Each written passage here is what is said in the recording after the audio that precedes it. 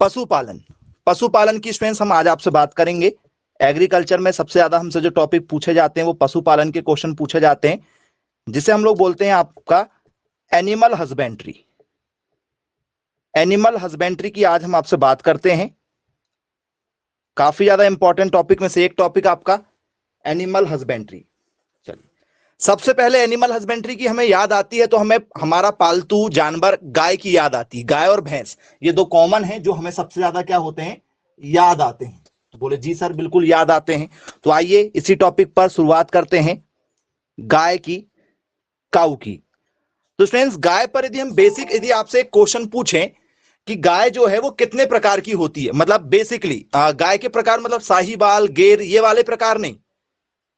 All over India में गायों को कितने, ठीक है, तरीके से बांटा गया है। तो बोले सर दो तरीके से बांटा गया है। कौन कौन से दो तरीके से?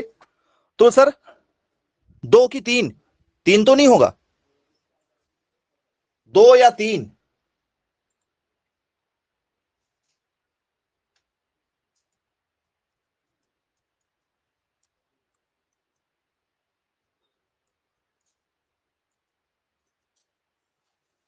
दो तरीके से। चलिए बताते हैं, यहीं पर हम एक गलत कर देते हैं क्वेश्चन। गायों को स्टूडेंट्स कितने तरीके से बांटा गया? पहला तरीका है हमारा दुधारू नस्लें। पहला तरीका क्या है? दुधारू नस्लें, जिसे क्या कहा जाता है हमारा, इसे कहा जाता है हमारा डेयरी पर्पस, जिसे डेयरी के पर्पस से पाला जाता है। मेनली उद्देश्य हमारा क्या होता है? डेयरी के पर्पस पर होता है। बोले जी सर बिल्कुल ठीक है। अब दूसरा पर्पस आपको बताते हैं। दूसरा है हमारा भारवाहक, भारवाहक नस्लें। अब ये भारवाहक मतलब क्या होता है? ये तो दूध दे देती हैं। भारवाहक क्या होते हैं? जिनसे खेती करते हैं, जिनके बछड़ों से खेती की जाती है। उनकी जो गायें होती हैं वो ज्यादा दूध नहीं देती, उनकी गाय ज्यादा दूध नहीं देती। जैसे हमारी देसी गाय, देसी गाय दूध देती है क्या? नहीं। जैसे हॉलिस्टीन देती है, जर्सी गाय दूध देती, लेकिन उनके बछड़े कभी खेती करते हैं क्या हम लोग? बोले सर नहीं करते। तो भारवाहक नस्लें होती हैं, जिसे हम लोग क्या बोलते हैं? ड्राफ्ट के नाम से जानते हैं। बोले हाँ सर ड्राफ्ट के नाम से जानते हैं। अब तीसरा क्या होता है सर? तीसरा होता है जिसे हम लोग बोलते हैं बहु उपयोगी। बहु उपयोगी मतलब जिसे कहा जाता है हमारा डुअल पर्पस। डुअल पर्पस कहा जाता। अब ये डुअल पर्पस का मतलब क्या हो गया? मतलब जो दूध भी देंगी अच्छा खासा, और जिनके जानवरों का क्या किया जाता है? कृषि में उपयोग किया जाता है। बोले जी सर बिल्कुल ठीक है, बन जाएगा हमारा, यदि हमसे पेपर में यदि पूछा जाएगा तो इस तरीके के हमसे स्टूडेंट्स क्या होते हैं, पेपर में क्वेश्चन पूछे जाते हैं। तो नोट डाउन कर लीजिए आप लोग, यदि आपसे ऐसे क्वेश्चन यदि पेपर में पूछे जाएं तो आप लोगों से बनना चाहिए। बहुत ही सिंपल सा क्वेश्चन आपके लिए।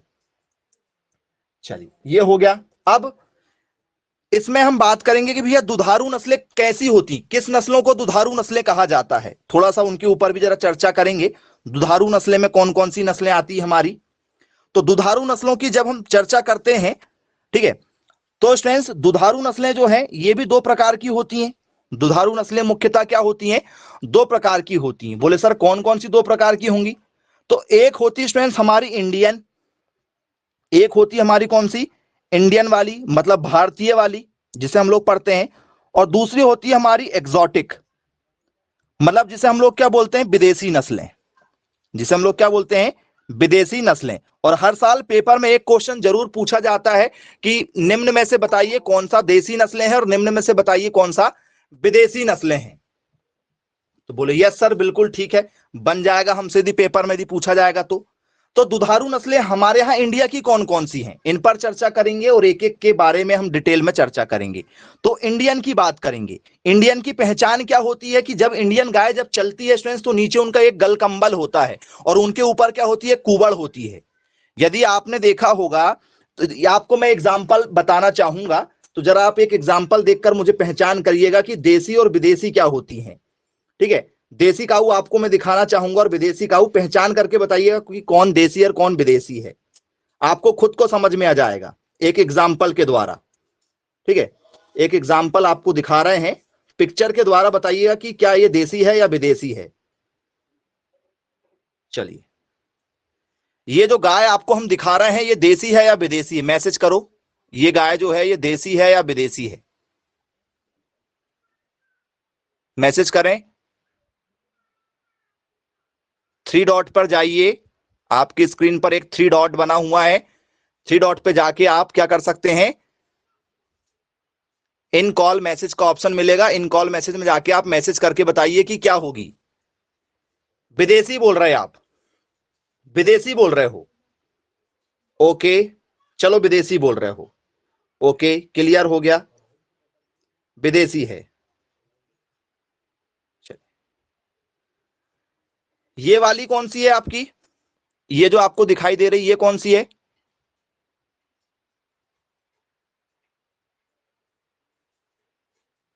देसी है, ओके। तो स्टूडेंट्स यदि आपने देखा होगा तो जो भी गाय होती है ना उसकी ऐसी एक कुबड़ उठी हुई होती है, कुबड़ होती है, यहां पर जो ऊपर उठा है कुबड़ उठी होती है, उसका मतलब है कि ये देसी है। और जो गाय बिल्कुल सपाट होती है इसका मतलब है कि भाई क्या होगी, विदेशी होगी। बोल सर विदेशी की पहचान भी जरा हमें एक बार करवा दीजिए, विदेशी भी देख लेते हैं कि एग्जॉटिक ब्रीड हमारी कैसी होती है, आपको पहचान में आ जाएगा कि एग्जॉटिक काऊ कैसी होती है। ठीक है, अब देखिएगा ये बिल्कुल सपाट होती हैं, बात कलर की नहीं है, बात है इनकी सपाटनेस की है कि इनमें कुवड़ होती है या नहीं है, जिसे हम्प बोलते हैं। ये देखो ऊपर से देखो पूरा प्लेन है, ऊपर का जो भाग है इनका टोटली क्या है, प्लेन नजर आ रही है। बोले हाँ सर बिल्कुल। तो ये पहचान भी हमें जरूरी होती है, पेपर में कई बार हमें इमेज आ जाती है, बोला जाता है कि बताइए गाय देसी है या विदेशी है, तो हमें बनना चाहिए कि ये हमारी कौन सी गाय है, देसी। और विदेशी की पहचान कुबड़ से होती है, मेन तरीका तो यही है, रंग रूप से नहीं। कुबड़ देख लो, छोटा सा बच्चा भी बता देगा कि ये देसी है या विदेशी है। तो दुधारू नस्लें देसी की यदि हम बात करेंगे तो कौन कौन सी होती है, तो बोले सर जैसे गिर होती है, हमारा गिर इसी में आता है, गिर गाय सुना है, बोले हाँ सर बिल्कुल सुना हुआ है हमने। हमने स्टूडेंट्स राठी गाय सुना हुआ है, बोले जी सर हमने राठी गाय सुना हुआ है, राठी गाय भी हमने सुना हुआ है। इसमें स्टूडेंट्स क्या आती है हमारी, तो बोले सर इसमें हमारी और भी बहुत इंपॉर्टेंट गाय आती, जैसे क्या हो गया हमारा रेड सिंधी हो गया, बोले हाँ सर बिल्कुल ठीक है, रेड सिंधी इसी में आती है। कौन सी आती है, रेड सिंधी इसी में आती है। साहिबाल नाम सुना हुआ होगा आप लोगों ने, तो बोले यस सर बिल्कुल हमने साहिबाल का नाम सुना हुआ है, साहिबाल भी इसी में आ जाती है। साहिबाल ये गाय के नाम है, सबकी पहचान करवाएंगे आपको कि कौन सी गाय कैसी दिखाई देती है। कांकरेज का आपने नाम सुना हुआ होगा, तो बोले जी सर बिल्कुल सुना है हमने कांकरेज का नाम, कांकरेज इसी में आती है आपकी, कांकरेज क्या है आपकी इसी में आती है। तो ये गाय क्या है हमारी, दुधारू गाय हैं, तो बोले जी सर। अब पेपर में एक क्वेश्चन सबसे इंपॉर्टेंट यहां से पूछ लिया जाता है, अब गाय पर आए हैं तो गाय के विशेष जो नाम है उन पर हमने चर्चा कर लिया, बेसिक आपको बता दिया कि भैया गाय 2 प्रकार की होती। पहला ही क्वेश्चन गाय से क्या पूछा जाता है कि भाई बताइए इनमें से सबसे ज्यादा दूध देने वाली कौन सी गाय है, सबसे ज्यादा दूध, सबसे ज्यादा दूध,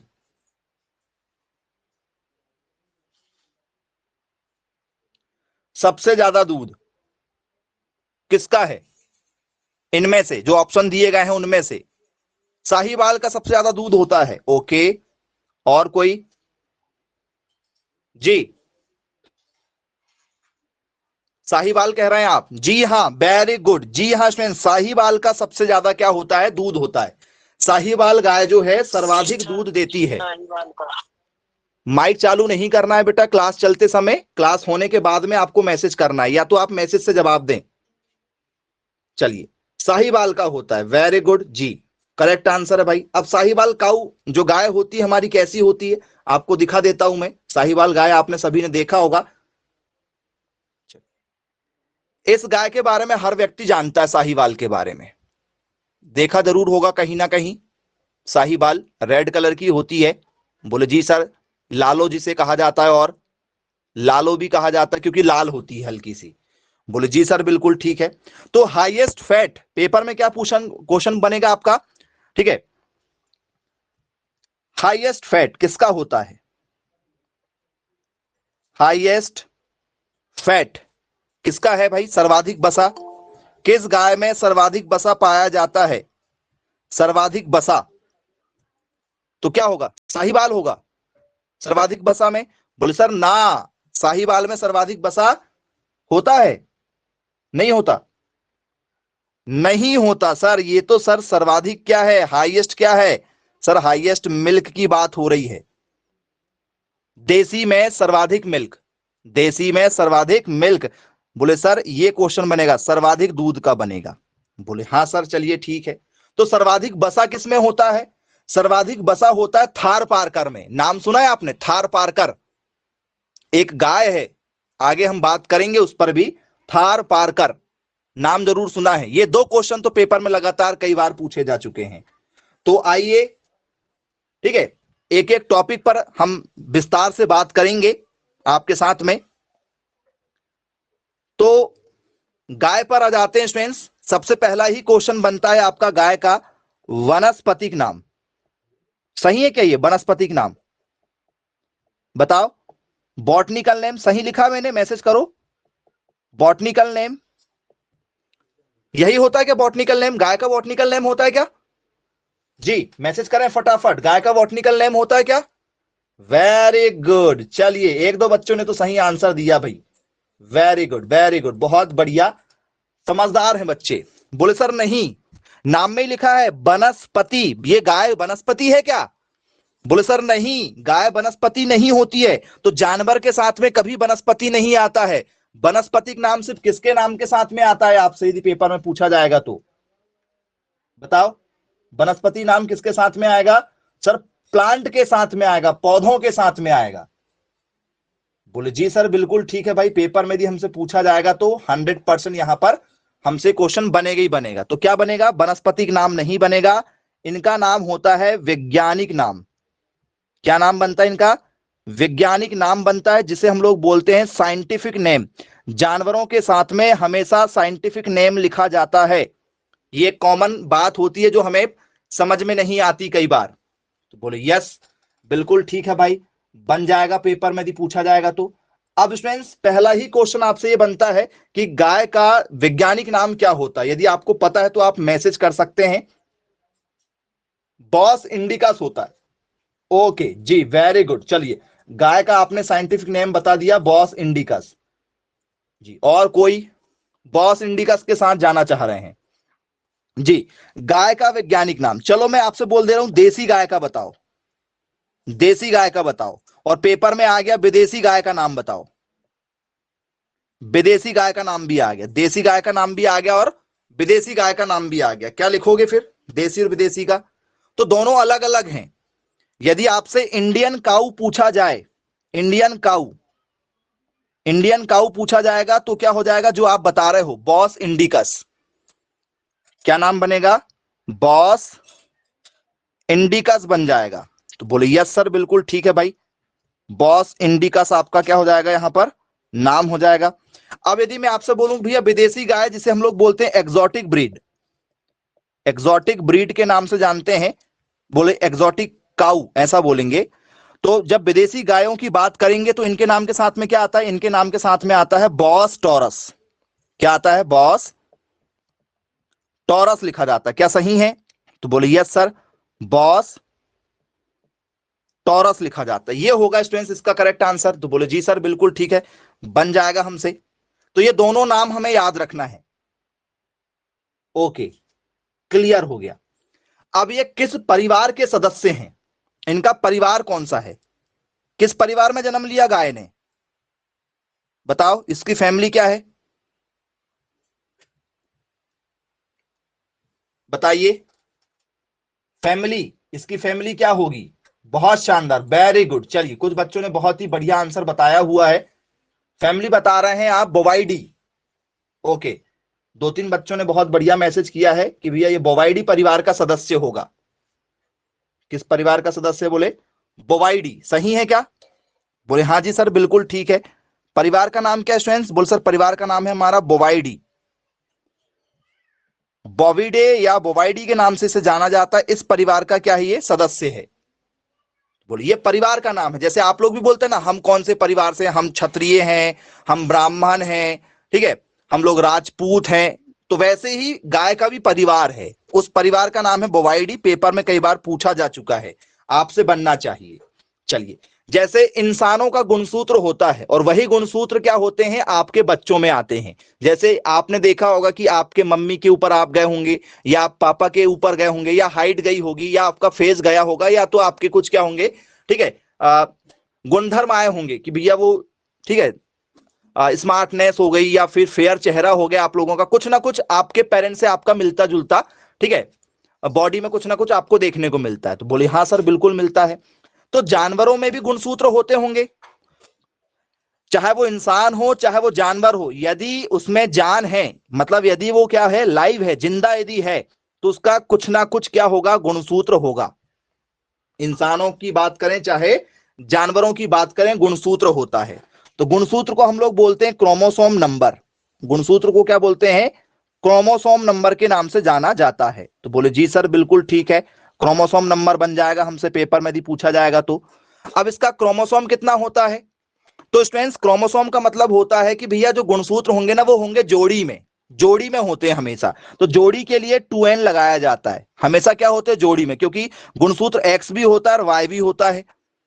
x और y दोनों होते हैं, x गुणसूत्र और y गुणसूत्र दोनों होते हैं। तो x और y दोनों मिलकर ही क्या होते हैं, बच्चे का जन्म होता है। बोले जी सर बिल्कुल ठीक है, बन जाएगा हमसे। तो 2n इक्वल टू कितना होता है, 60 होता है। याद रखिएगा पेपर में यह भी पूछा गया है कि भैया गाय का जो गुणसूत्र है वो कितना होता है, 2n इक्वल टू 60 होता है। बोले जी सर बिल्कुल बनेगा हमसे।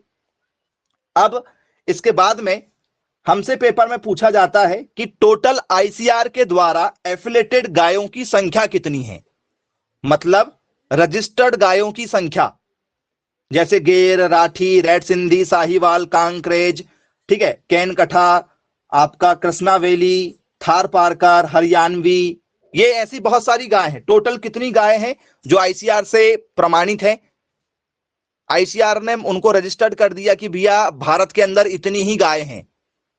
कितनी है, 28। बोले जी सर बिल्कुल ठीक है।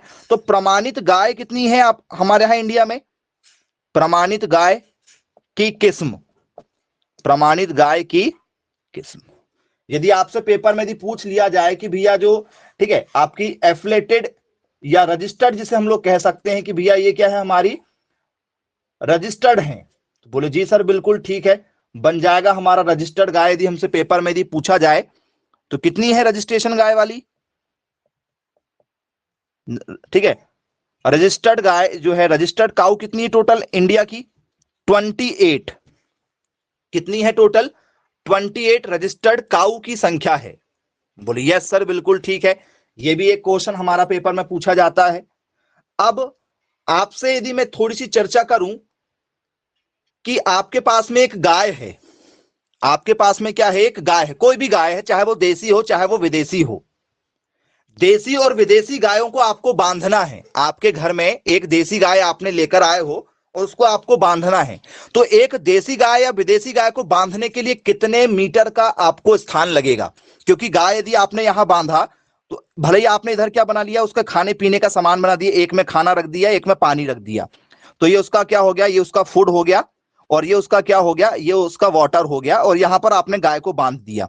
तो गाय आपको पता है यदि आप उसको बांधोगे तो गाय रस्सी के माध्यम से इधर भी जाएगी, इधर भी जाएगी और इधर भी जाएगी, मतलब वो टहलती रहती है। बोले जी सर बिल्कुल टहलती रहती है। तो ये जो एरिया है ये मीटर स्क्वायर में होता है, कितने मीटर स्क्वायर एरिया होना चाहिए नॉर्मल गाय के लिए, गाय गर्भवती नहीं है, गाय अभी नॉर्मल है, सिंपल गाय है, उसको कितना स्थान लगेगा कम से कम, वेरी गुड, 8 से 10 मीटर का स्थान उसे कम से कम यहां पर क्या होगा, रिक्वायरमेंट में रहेगा। तो बोले जी सर बिल्कुल ठीक है, बन जाएगा हमसे पेपर में यदि पूछा जाए तो। चलिए क्लियर है क्या, ये 8 से 10 मीटर स्क्वायर का लगेगा। 7 मीटर स्क्वायर, जी नहीं स्टूडेंट, 7 मीटर स्क्वायर आप बोल रहे हैं, बिल्कुल सही है, 7 8 दोनों सही है, 7 भी बोल सकते हैं या इसको आप 8 भी कर सकते हो, 7 और 8 दोनों सही हैं। 7 और 8, अरे सेंटीमीटर, एक ने कहा सेंटीमीटर, वेरी गुड, सेंटीमीटर कहा गया, मतलब गाय जो है, ये जो मेरा पेन रखा हुआ है ये भी कम से कम 20 सेंटीमीटर का होगा, मतलब इतनी बड़ी गाय होती है, इतनी लंबी गाय होती है। सेंटीमीटर में देने वाले बच्चों को बधाई, ठीक है, जो सेंटीमीटर में दे रहा है, ये मेरा पेन है ना, इससे भी छोटी गाय होती, क्योंकि पेन मेरा 20 सेंटीमीटर से भी ऊपर का होगा।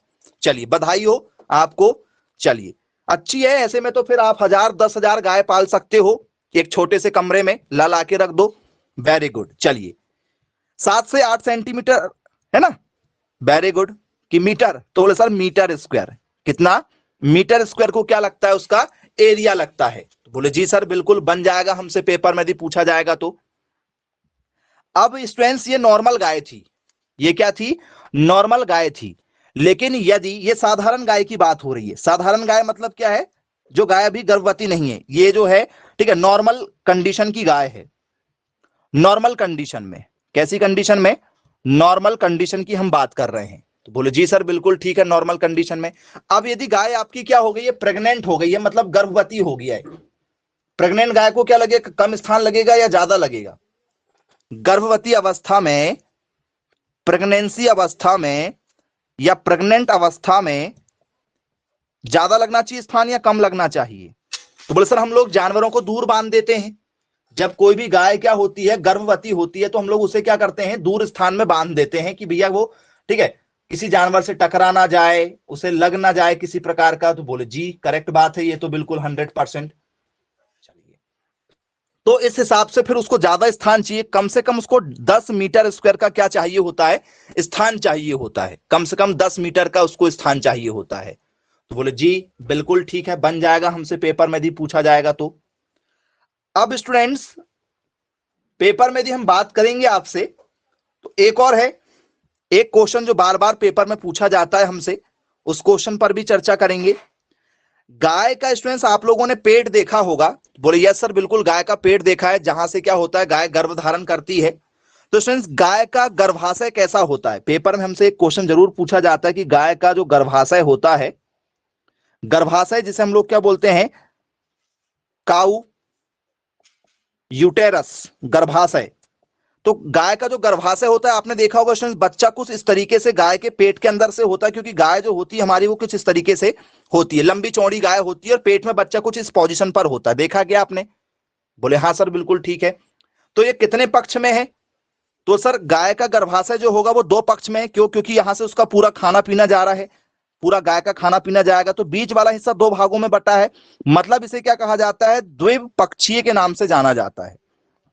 गाय के गर्भाशय को क्या कहा जाता है, द्विपक्षीय कहा जाता है। या भैंस की भी बात करेंगे भैया यही होगा, द्विपक्षीय के बारे में इसमें हम लोग जानते हैं।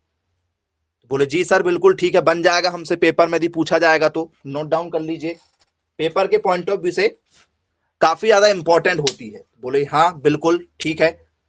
अब स्टूडेंट्स इसको इंग्लिश में क्या कहते हैं, तो बोले सर इंग्लिश में नाम याद रखिएगा, वैपराइटिक के नाम से इसे जाना जाता है। नोट कीजिए, ये पेपर में हमसे पूछा गया है, लगातार कई बार यहां से हमें पेपर में क्वेश्चन पूछे जाते हैं।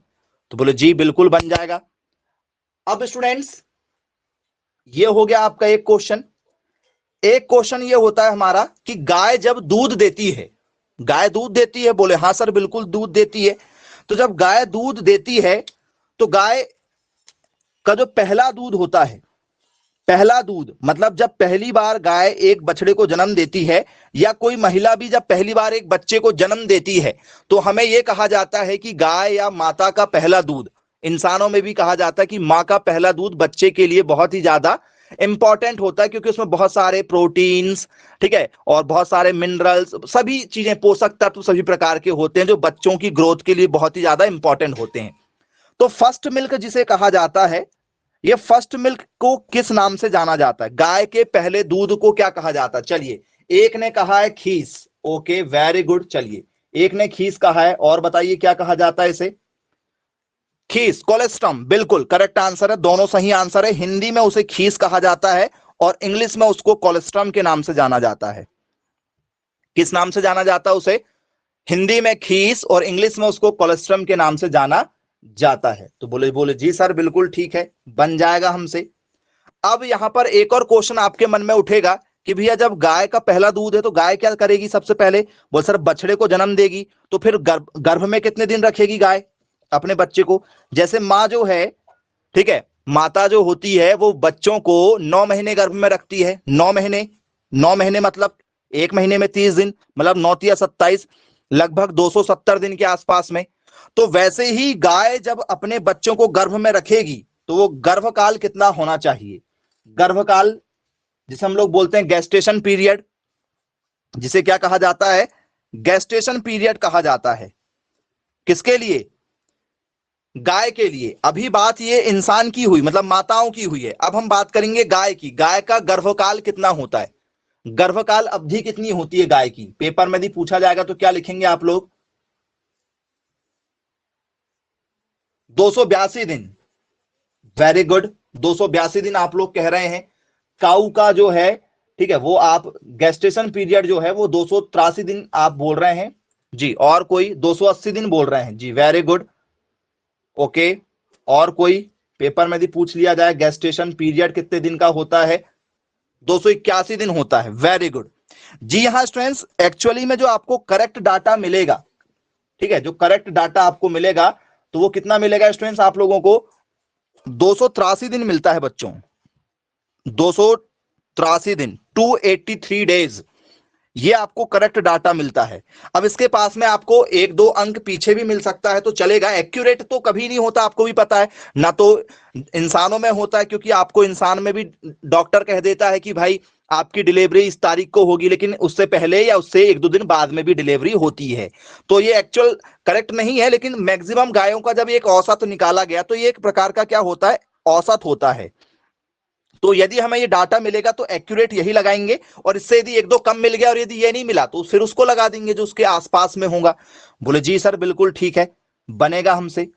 अब स्टूडेंट्स ये भी पेपर में पूछा गया है कि जब एक गाय, ठीक है, पूरा अपना दिन भर में कितने लीटर यूरिन देती है, यूरिन मतलब उसका, ठीक है, मूत्र एक दिन का कितना होता है, ये हमसे पेपर में पूछा जा चुका है। 8 से 10 लीटर आप लोग कह रहे हैं, ओके, वेरी गुड।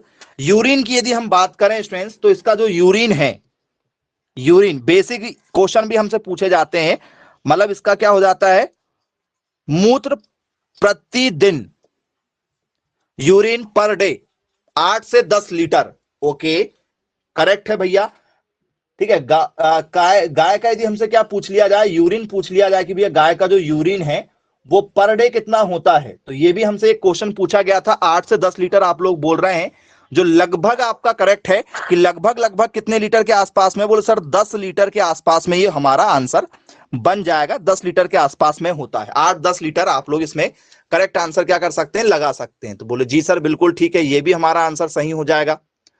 अब स्टूडेंट्स इसमें यदि हमसे पेपर में यदि क्वेश्चन पूछा जाएगा कि भैया उनका जो गोबर है, गोबर, गोबर से भी क्वेश्चन आता है हमारे पेपर में, गोबर कितना होगा, गोबर एक दिन में गाय कितना गोबर देती होगी पर डे, ये सारे क्वेश्चन आपके लिए जनरल नॉलेज के साथ साथ में इंपॉर्टेंट है, क्योंकि पेपर में ऑलरेडी पूछे जा चुके हैं, ऐसा नहीं कि नहीं पूछे जा चुके हैं, पूछे जा चुके हैं।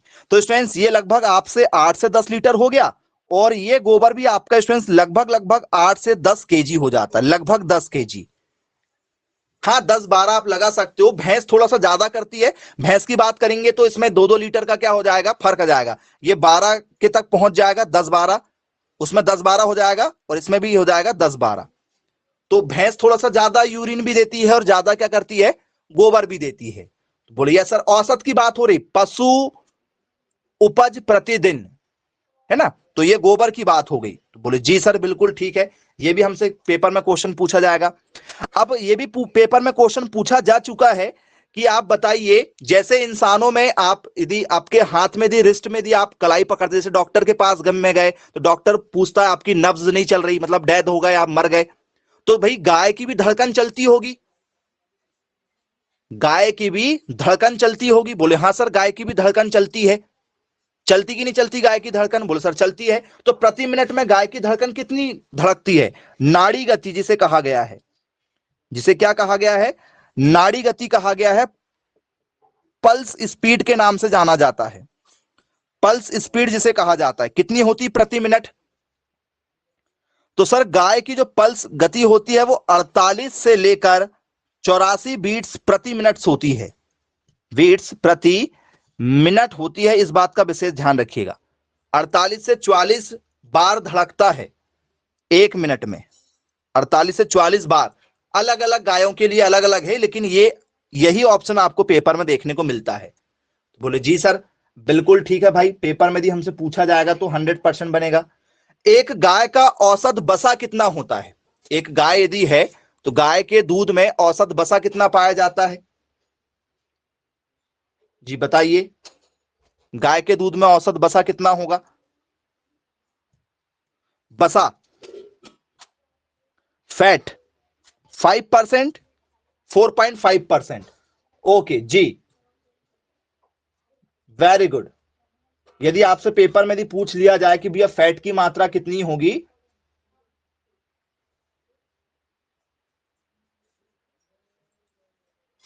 ओके चलिए बढ़िया है, सही आंसर है आपके द्वारा जो दिया गया है। काउ मिल्क में स्टूडेंट्स लगभग लगभग 4% के आसपास, हाँ 4.5 आपका जो आंसर है वो बिल्कुल करेक्ट बनता है यहां पर, बिल्कुल सही है। 4.5 जो है वो एक बिल्कुल आपका सिस्टमेटिक आंसर हो जाएगा आसानी के साथ में। देखते हैं जरा कि आपका करेक्ट आंसर किसके साथ में जाना चाहेंगे। तो स्टूडेंट्स 4.5 जो परसेंट है वो बसा की मात्रा लगभग इसके आसपास में होती है, लगभग इसके आसपास में। तो बोले जी सर बिल्कुल ठीक है, ये बसा की मात्रा होगी। अब गाय के दूध में क्या क्या चीजें पाई जाती हैं? गाय के दूध में यदि मैं आपसे बात करूं कि भैया गाय का जो मिल्क है उसके हमें क्या बता दो, कॉम्पोजिशन बता दो कि गाय के दूध के अंदर क्या क्या चीज पाई जाती है। गाय के दूध के अंदर क्या क्या चीज पाई जाती है? क्या गाय के दूध में पानी होता है? गाय के दूध में पानी, बोले जी हाँ गाय के दूध में पानी होता है, गाय के दूध में पानी पाया जाता है। तो बोले हाँ सर बिल्कुल गाय के दूध में पानी पाया जाता है। कितना परसेंट गाय के दूध में पानी होता है? बसा तो लिख लिया आप लोगों ने 4.5, पानी भी होता है गाय के दूध में। वाटर ऑटोमेटिक होता है भैया, गाय जो पानी पीती है ना, जो गाय जितना ज्यादा पानी पीती है उसके हिसाब से वो दूध भी देती है। ओके, लगभग 87% गाय के दूध में 87%, 87% क्या होता है? एक्यूरेट याद रखिएगा, 87% पानी होता है गाय के दूध में। गाय के दूध में कितना परसेंट पानी पाया जाता है?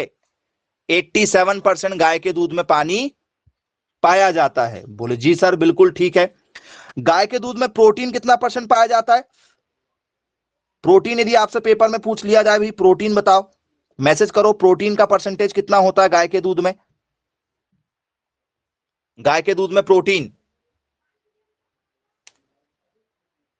3.5%। ओके 3.5%, 3%, हाँ चलेगा, बिल्कुल करेक्ट आंसर है। 3.5 सही आंसर है। 3% के आसपास में, 3% के आसपास में पाया जाता है। बोले हाँ सर बिल्कुल ठीक है, हाँ 3.5 भी लिख सकते हो, कोई दिक्कत नहीं है, फ्लक्चुएट होते हैं थोड़े बहुत। 3.5 सही आंसर है आपका। अब यदि मैं इसमें आपसे बात करूं कि भैया ये हो गया आपका क्या, बसा हो गया, पानी हो गया, प्रोटीन हो गया, ये चीज पाई जाती है। अब स्टूडेंट्स आपने देखा होगा मिल्क में लैक्टोज पाया जाता है जो दूध में मीठा होता है। जैसे कई बार आप लोग कच्चा दूध पीते हैं, किसी ने कभी पिया है कच्चा दूध? पानी पिया, पानी ऑटोमेटिक हमें क्या लगता है, थोड़ा सा मीठा मीठा सा लगता है। या किसी के घर गए बोले आपके यहाँ का पानी हमें अच्छा नहीं लग रहा, मतलब उसमें मीठापन नहीं है। जैसे दूध यदि आपने पी के देखा होगा कच्चा दूध, तो कच्चा दूध यदि आपने पिया होगा तो उसमें ऑटोमेटिक क्या होता है, थोड़ा सा मीठापन लगता है। बोले हाँ सर बिल्कुल मीठापन लगता है। तो शक्कर में पाए सॉरी दूध में पाए जाने वाली शर्करा का नाम क्या है? Which sugar content present in cow milk, उसका नाम क्या है, क्या कहते हैं उसे? बहुत शानदार आंसर देते हुए स्टूडेंट्स आप सभी लोग, चलिए वेरी गुड। क्या पाया जाता है स्टूडेंट्स? तो बोले सर दूध में ना, दूध में शर्करा जो पाई जाती है, दूध में जो शर्करा पाई जाती है, जो शुगर पाई जाती है स्टूडेंट्स, उसका नाम क्या है? उसका नाम है लैक्टोज। उसका नाम क्या है प्यारे बच्चों? उसे लैक्टोज के नाम से जाना जाता है। तो बोले जी सर बिल्कुल ठीक है, पेपर में यदि हमसे पूछा जाएगा तो आसानी से हमें क्या हो जाएगा, बन जाएगा। उसे क्या कहते हैं?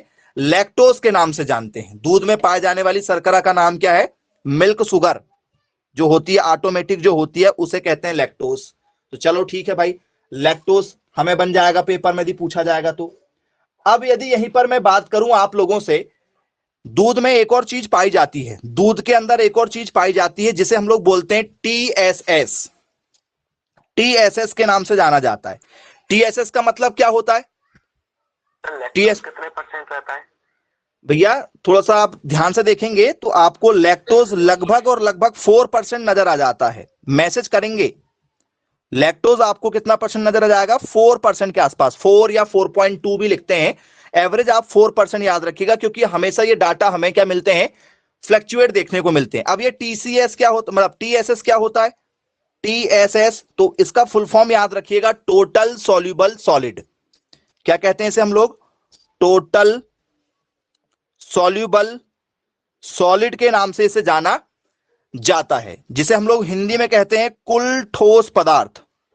कुल ठोस पदार्थ के नाम से जाना जाता है। कुल ठोस पदार्थ मतलब क्या होता है स्टूडेंट्स? दूध में जो गाढ़ापन होता है, दूध में जो गाढ़ापन होता है वो हमारा क्या हो जाता है? टोटल सॉल्युबल सॉलिड कहलाता है। कितना परसेंट होता है टीएसएस? पेपर में पूछा गया है, टीएसएस की मात्रा बताइए, बोले कितना परसेंट होती है? तो फ्रेंड्स टीएसएस की मात्रा जो होती है लगभग 12% के आसपास में होती है, 12.5 या 12.5 के आसपास होती है, 12.5, ठीक है, जिसे हम लोग कह सकते हैं भैया 12.5 के आसपास में होती है, 12 या 12.5। बोले जी सर बिल्कुल ठीक है, बनेगा। अब स्टूडेंट्स इसमें एक और चीज पूछी जाती है जिसे कहा जाता है एस, जिसे क्या कहा जाता है? एस, या जिसे कहा जाता है राख। एस या इसे क्या कहा जाता है? राख का प्रतिशत। अब ये राख क्या चीज है? या जिसे हम लोग बोलते हैं मिनरल्स बोलते हैं, इसे हम लोग एक और शब्द में मिनरल्स के नाम से भी जानते हैं। मिनरल्स कोई ना कोई खनिज तत्व, कोई ना कोई खनिज तत्व कितना परसेंट पाए जाते हैं जी? जैसे आप लोगों ने देखा होगा कि आपके घर में क्या होता है, चूल्हा होता है, तो चूल्हे को जब हम लोग लकड़ी जलाते हैं तो उसके बाद में राख बचती, तो उस राख में कम कुछ ना कुछ रहता है। बोले राख में सर कैल्शियम होता है क्या? हाँ, मिल जाता हमें देखने के लिए। तो स्टूडेंट्स गाय के जो मिल्क में, यदि आपसे मैं बात करूं कि भैया गाय के जो मिल्क में आपको कौन कौन से एलिमेंट देखने को मिल जाएंगे, गाय के मिल्क में पाए जाने वाले तत्व कौन कौन से हैं जो गाय के दूध में पाए जाते हैं? क्या गाय के दूध में लोहा होता है? लोहा, लोहा मिलेगा गाय के दूध में देखने?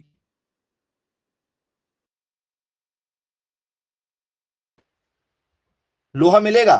अरे वाह, वेरी गुड। चलिए, एक ने कह दिया कि भैया गाय के दूध में लोहा मिलता है। कैल्शियम मिलता है? कैल्शियम, चलो कुछ लोग मैसेज कर रहे हैं, जरा मैं आपके मन की बात जानना चाहूंगा। आपके मन की बात जरा पता चलेगी तो अच्छा लगता है।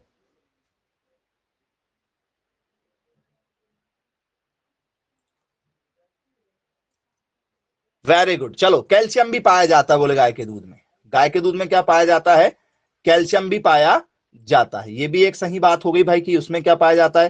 कैल्शियम भी हमें देखने को मिल जाएगा, करेक्ट आंसर है। तो चलिए जरा राख का परसेंटेज कितना होता है इस पर चर्चा कर लेते हैं। कितना परसेंट होता है राख का परसेंटेज?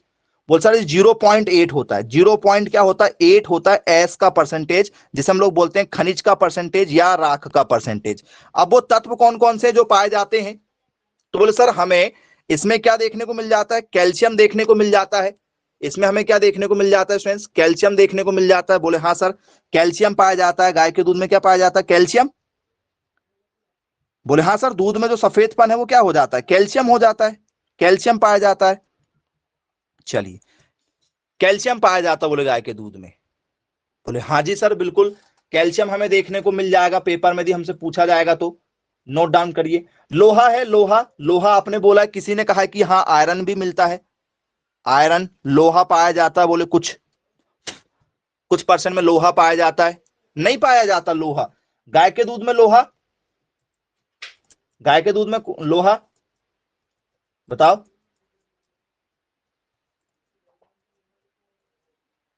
बोले हाँ सर बिल्कुल गाय के दूध में लोहा पाया जाता है, आप ऐसा कह रहे हैं। चलिए बिल्कुल। तो स्टूडेंट्स कुछ मात्रा में गाय के दूध में हमें क्या देखने को मिलते हैं? लौह तत्व भी नजर आ जाते हैं। लौह तत्व भी हमें क्या आते हैं? नजर आ जाते हैं। ये भी हमसे पेपर में क्या होता है, एक क्वेश्चन पूछा जाता है कि भाई बताइए, ठीक है, कौन कौन से तत्व पाए जाते हैं, कौन कौन से मिनरल्स हमें इसमें देखने को मिल जाते हैं। तो बोले यस बिल्कुल सर ठीक है, बनेगा हमसे।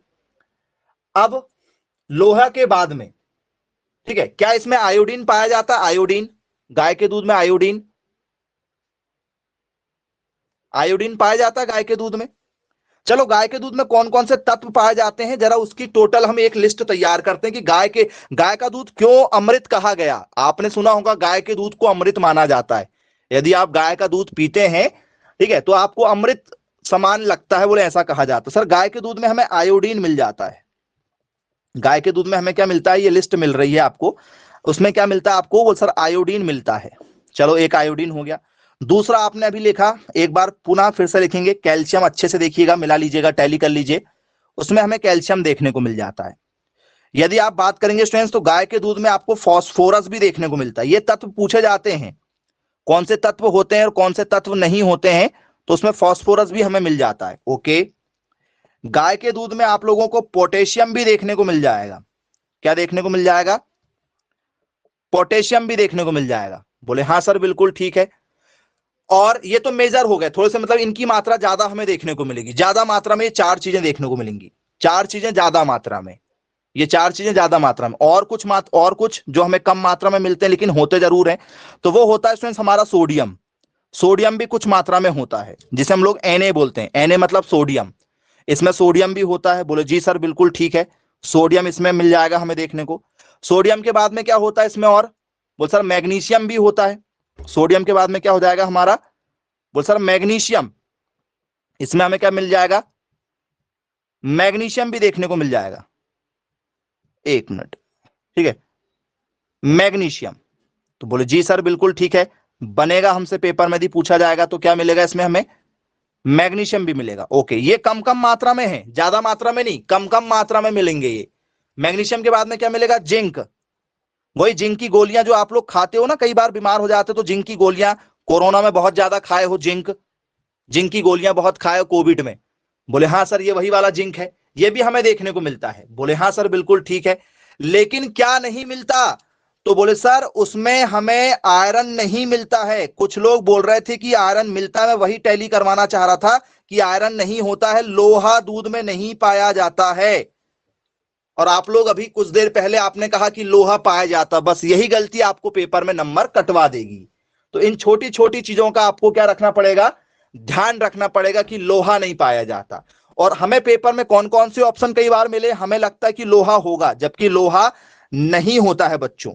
चलिए, तो क्या क्या नहीं होता है, तो दूध में नहीं पाया जाता है, जो चीज नहीं पाई जाती है उसका ध्यान रखिएगा। लोहा नहीं मिलेगा आपको, आयरन नहीं होता है, लिखिएगा, ठीक है, ये नहीं पाया जाता है, लोहा नहीं होगा। ओके ठीक है।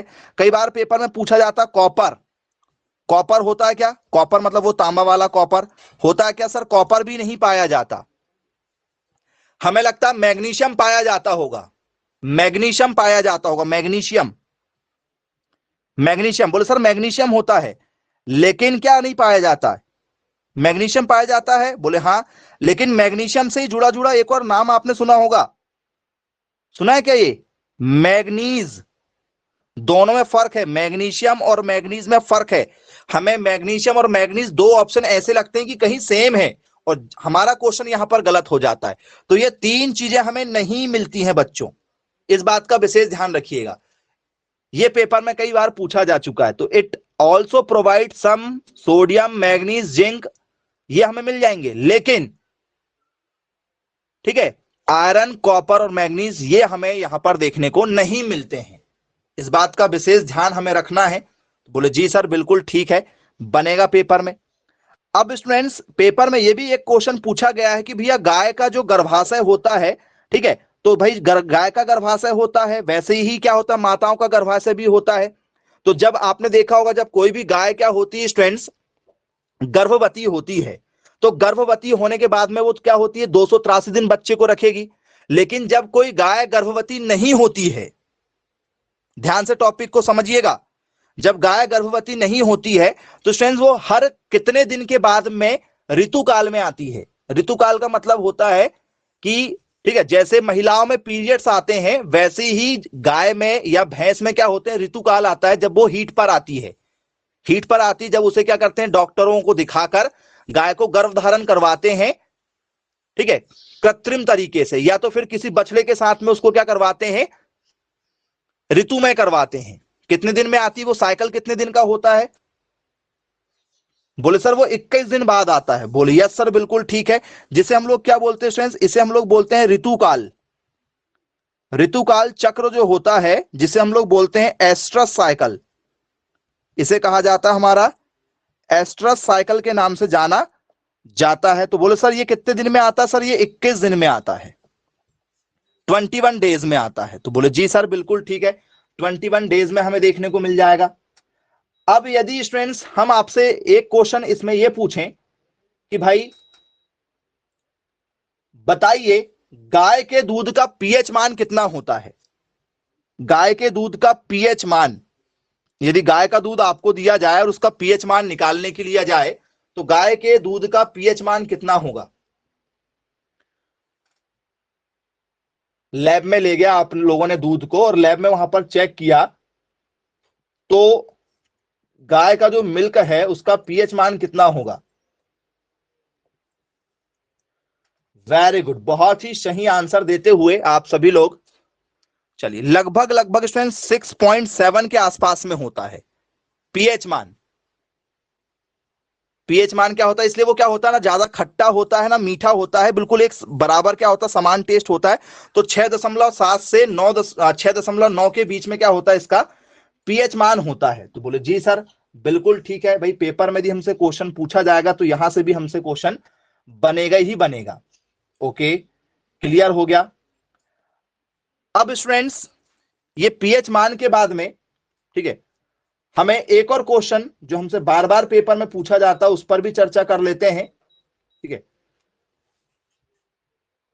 गाय की गर्भनाल होती है, जब गाय क्या होती है, जब जनती है। चलो हाँ, ये ऋतुकाल पर एक क्वेश्चन आपके मन में आ रहा कि भैया ऋतुकाल जो है, जो चक्र है वो हर 21 दिन में आता, तो कितने देर के लिए आता है? कितने देर के लिए आता है? जैसे महिलाओं, ठीक है, 3 से 4 दिन के लिए पीरियड्स होता है, किसी महिलाओं को 6-7 दिन तक होता है, किसी महिलाओं को 3 दिनों तक होता है। तो बॉडी के ऊपर डिपेंड करता है। तो वैसे ही जानवर के ऊपर भी डिपेंड करेगा कितने दिन के लिए आता है। यदि मैं आपसे बात करूं कि जो एस्ट्रस साइकिल का जो टाइम ड्यूरेशन होता है वो कितने दिनों का होता है, ये सारे क्वेश्चन पेपर में पूछे जा चुके हैं। जी वेरी गुड, बिल्कुल बताइएगा जरा। एस्ट्रस साइकिल का जो टाइम ड्यूरेशन है वो यदि आपसे पेपर में यदि पूछ लिया जाए कि भैया उसका टाइम ड्यूरेशन कितना होता है तो क्या बताओगे? जी ओके, कुछ लोग बोल रहे हैं 24 घंटे। वेरी गुड, 24 घंटे वाले वेरी गुड। गलत आंसर है, 24 घंटे नहीं होगा, 24 घंटे नहीं होता स्टूडेंट्स, 72 घंटे आप लोग बोल रहे हैं। ओके जी, वेरी गुड।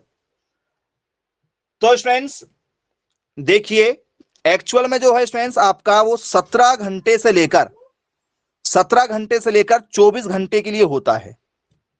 24 घंटे के लिए होता है, मतलब वो 17 आवर्स से चालू हो जाता है और 24 आवर्स तक क्या होता है, चलता है।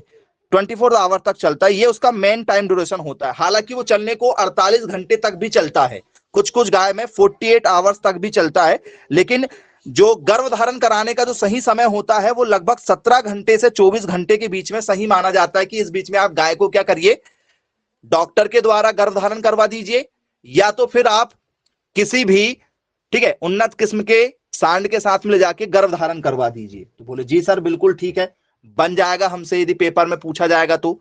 अब यहां से एक और क्वेश्चन हमारे मन में यह आता है कि भैया गाय का दूध जब हम देखते हैं तो वो पीला होता है और भैंस का दूध सफेद होता है, गाय के दूध का पीलापन होता है। तो बोले यस सर, काउ मिल्क क्या होता है स्टूडेंट्स, हमारा येलो कलर का होता है। तो क्या पाया जाता है गाय के दूध में? Which element present in cow milk, या which element is responsible for the yellow colour of milk? गाय में दूध का पीलापन, गाय के दूध का पीलापन, गाय के दूध का पीलापन क्यों होता है? गाय के दूध का पीलापन, yellow colour of milk, yellow colour of milk, गाय की बात हो रही है। तो गाय का दूध जो होता है वो कैरोटीन नामक तत्व के कारण से, जी हां याद रखिएगा, कैरोटीन पाया जाता है। कैरोटीन नामक तत्व के पाए जाने के कारण से गाय का दूध जो है वो पीला रंग का होता है। और कैसीन नामक तत्व, कैसीन अभी नहीं बता रहे हैं, सिर्फ मतलब नाम बस बता रहे हैं। कैसीन नामक तत्व के कारण से भैंस के दूध का सफेद रंग होता है। भैंस का दूध हमेशा सफेद होगा, याद रखिएगा। तो सफेद रंग जो है वो कैसीन के कारण से होता है, और पीला रंग जो होता है वो कैरोटीन के कारण से होता है। तो गाय में हम सिर्फ कैरोटीन ही बस लिखेंगे, कैसीन आप याद रखिएगा। जब टॉपिक आएगा तो उस समय जरूर सबसे पहले बताइएगा। तो बोले जी सर बिल्कुल ठीक है। अब हम बात करते हैं गाय जब क्या होती है, गर्भ धारण करती है और जब बच्चे को जन्म देती है तो स्टूडेंट्स उसकी गर्भनाल गिरती है। आपने देखा होगा उसकी, हम लोग आम बोल चाल में बोलते हैं कि भैया गाय ने बछड़े को जन्म दे दिया तो उसकी क्या हो जाती, नाल गिरती है। जैसे महिलाओं में भी देखा होगा आप लोगों ने, क्या होता है कुछ प्रेग्नेंट होने के बाद में जब बच्चों की डिलीवरी होती है तो बहुत सारी गंदगियां निकलती हैं और बहुत ज्यादा ब्लड भी निकलता है। देखा है क्या आप लोगों ने? बोले जी सर बिल्कुल देखा है। तो शायद वो गर्भनाल जब गाय की गिरती है, जड़ जिसे हम लोग बोलते हैं जड़ गिरना, ठीक है, गर्भनाल जिसे हम लोग बोलते हैं प्लेसेंटा, इसे क्या कहा जाता है, प्लेसेंटा के नाम से इसे जाना जाता है, प्लेसेंटा कहा जाता है। अब ये प्लेसेंटा कितने दिन में गिरती है स्टूडेंट, मतलब कितने दिन में, कितने घंटे में गिरती है बताओ?